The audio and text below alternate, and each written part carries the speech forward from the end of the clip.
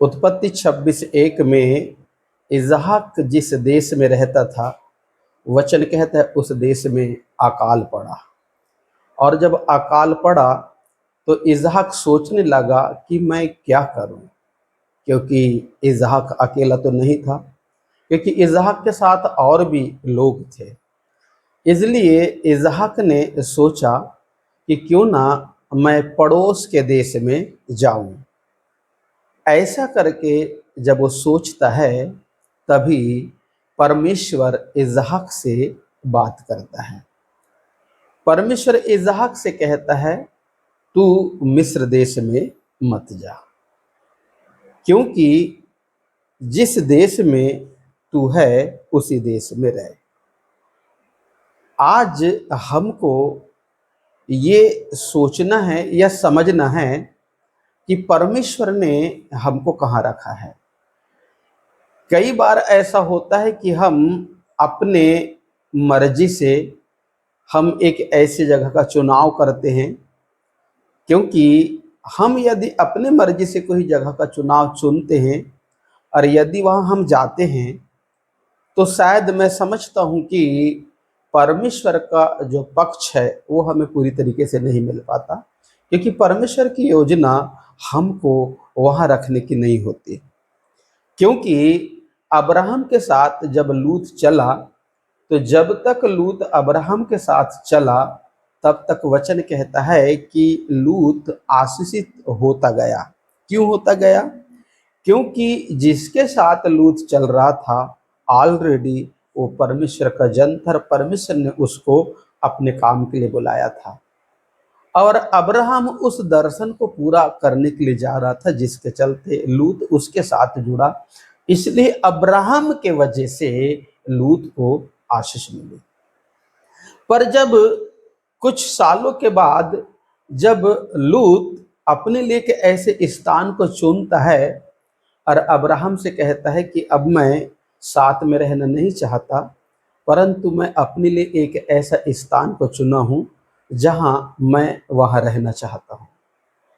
Abraham ने उसे नहीं रोका, अब्राहम उसे जाने दिया। ठीक है, तू अगर जाना चाहता है तो जा सकता है। परंतु हम देखते हैं कि अंत में रिजल्ट वहां लूत को क्या मिला, क्योंकि वचन कहता है कि लूत पूरी तरीके से उस जगह बर्बाद हो गया और उसकी जो पत्नी थी वो नमक का खंबा बन गई।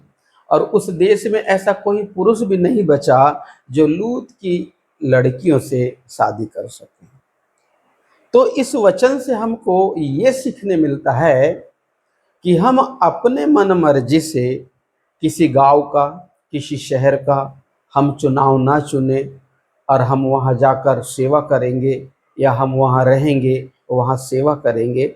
अगर ऐसा हम चुनाव चुनते हैं तो कहीं ना कहीं हम सफलता की ओर नहीं जा पाएंगे, क्योंकि परमेश्वर ने इसहाक को भी इस देश में रखा और जब रखा तो वहां अकाल पड़ा। ठीक है, अब अकाल इसलिए पड़ा कि परमेश्वर ये देखना चाह रहा था कि इस परिस्थिति में, इस अकाल में, क्या इसहाक इसी जगह मेरे साथ रहता है। परंतु कुछ देर के लिए अपन देखते हैं कि इसहाक भी, उसका भी विश्वास वहां डगमगाने लगा और अबीमेलेक नामक राजा के पास जाकर कुछ सपोर्ट या कुछ मदद की वो अपने मन में ऐसा इच्छा उत्पन्न करने लगा।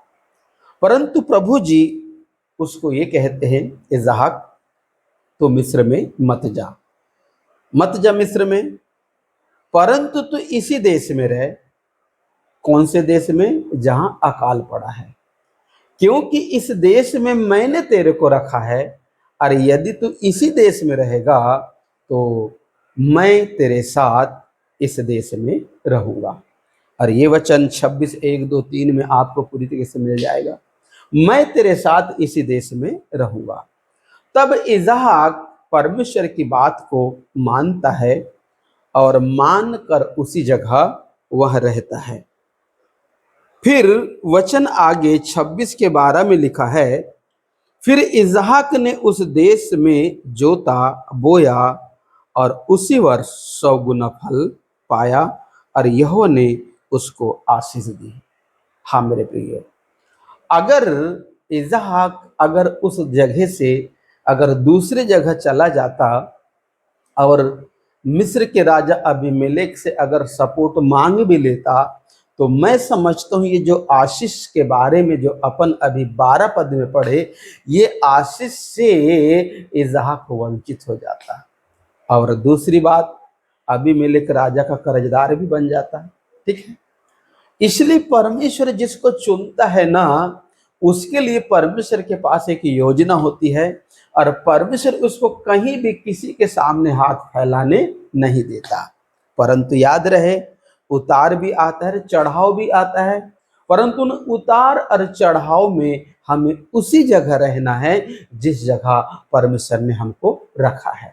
और यदि हम उसी जगह रहते हैं तो परमेश्वर हमारे साथ रहता है और वचन कहता है परमेश्वर उसी साल हमें बहुत सारे आशीषों से ऐसा आशीषित करता है कि हमें दूसरे के सामने हाथ फैलाना नहीं पड़ता, मांगना नहीं पड़ता, परंतु परमेश्वर ऐसी आशीष देता है कि मांगने के बजाय वो देने वाला बनाता है। तो मेरे प्रिय, जब आप इस वचन को सुनते हैं, लाइक करें, सब्सक्राइब करें। प्रभु आपको आशीष दे। आमीन।